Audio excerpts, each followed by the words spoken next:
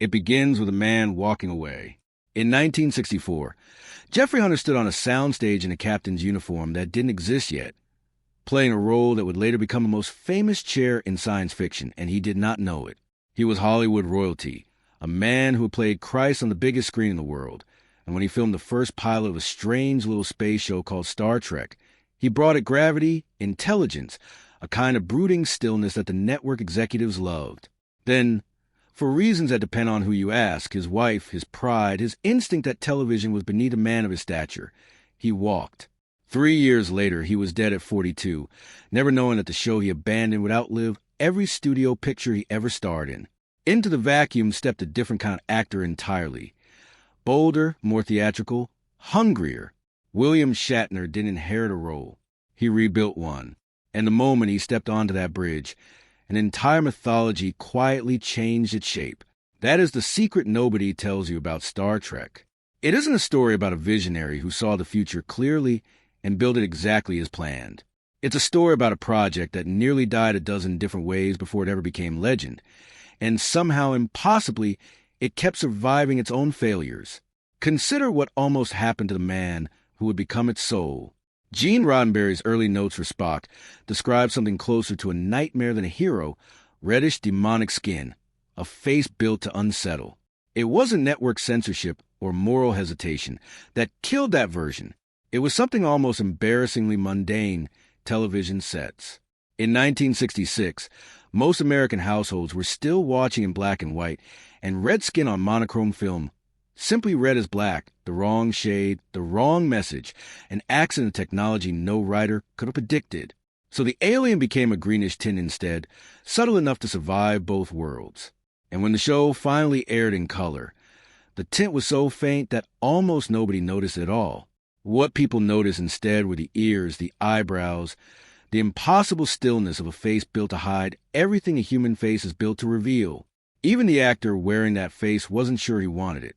Leonard Nimoy was a trained, expressive performer being asked to erase expression itself, to build a character out of restraint in an industry that rewards excess. He worried the ears alone would sink him, that audiences would see a monster instead of mind, that he spent his career trapped inside a rubber prosthetic and a joke. He wrote a book about that fear years later and called it I Am Not Spock.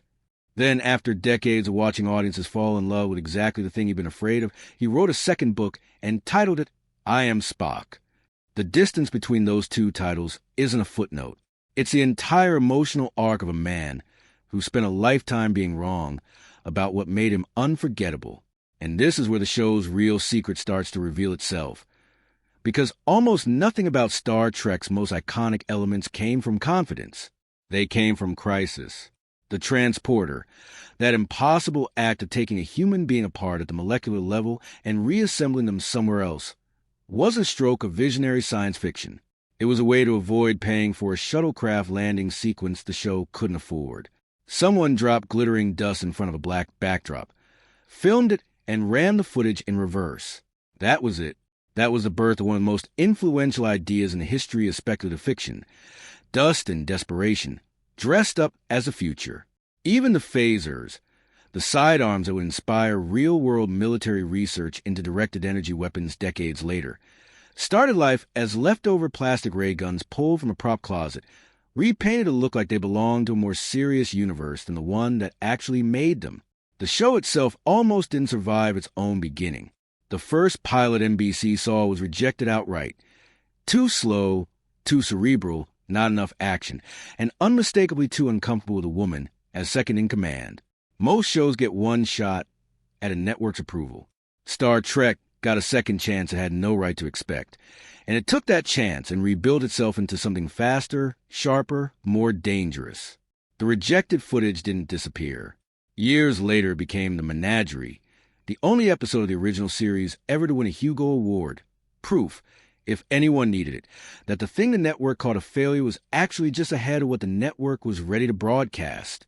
That pattern, rejection followed by vindication, isn't incidental to this story. It's the whole story, playing out over and over in bigger and smaller ways, until it becomes almost impossible to separate the show from the thing it was constantly having to prove. Nowhere is that clearer than in what happened to Nichelle Nichols after the first season. As Lieutenant Uhura, she was doing something that had almost no precedent on American television. A black woman in a position of real authority, essential to the ship, not decoration, not stereotype. And still, after one season, she was ready to leave it behind for Broadway. She'd written her resignation. She was done. Then, at an NAACP event, a man asked to speak with her personally. Dr. Martin Luther King Jr. told her that Uhura mattered in a way she hadn't let herself fully see, that for the first time, children who looked like her could watch television and see themselves not as background, not as struggle, but as competence, as dignity, as a future worth reaching for. She withdrew her resignation the next morning. She spent the rest of her life calling that 5-minute conversation one of the most defining moments she ever had. A show that almost lost its most quietly radical performer kept her, because a man who understood the weight of representation better than anyone alive convinced her that walking away would cost more than she knew. And once you understand how hard this show had to fight just to keep existing, its most famous moment stops looking like an accident and starts looking like an act of quiet defiance. By 1968, Kirk and Uhura were set to share a kiss, one of the first interracial kisses ever broadcast on American primetime television. NBC was terrified of it.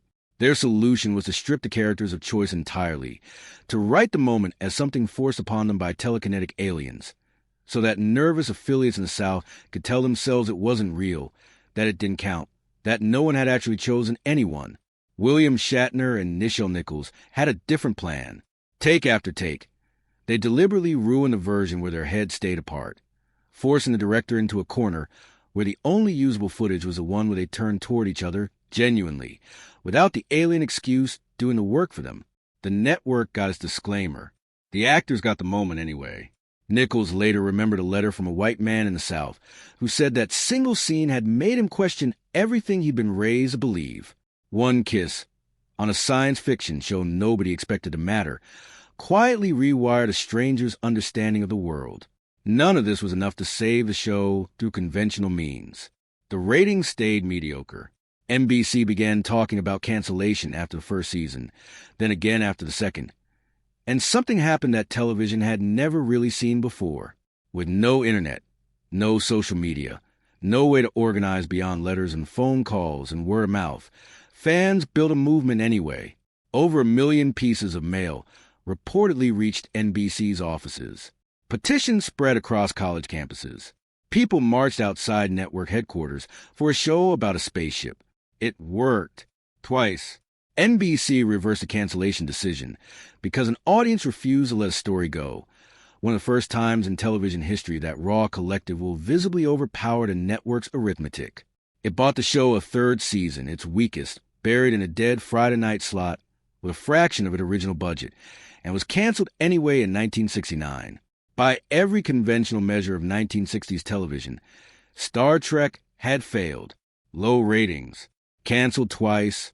Saved once. Canceled for good the second time. A show that fought this hard simply to survive should have quietly disappeared into rear-end obscurity and been forgotten within a decade.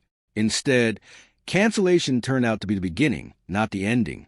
Freed into syndication, the show found an audience it never had during its original run. College students discovering it in afternoon time slots, a generation too young to have caught it the first time falling completely and unexpectedly in love. Conventions began. Fan mail multiplied instead of fading. The cast, who had spent 3 years being told their work didn't matter enough to keep on air, slowly began to understand that it had never stopped matching. It had simply been waiting for the right audience to find it. A film arrived in 1979. More followed. A new series launched in 1987 and became a phenomenon in its own right. Deep Space Nine, Voyager, Enterprise, Discovery, Strange New Worlds. A property declared a commercial failure in 1969 has now been in continuous, active production for nearly 60 years. One of the most extraordinary reversals in the entire history of entertainment, built entirely on the stubborn refusal of an audience to accept that something worth keeping had been thrown away. And that reversal is the real ending of this story, because it turns out the show wasn't just imagining the future. It was quietly building the appetite for it. The flip phone borrowed its shape from the communicator.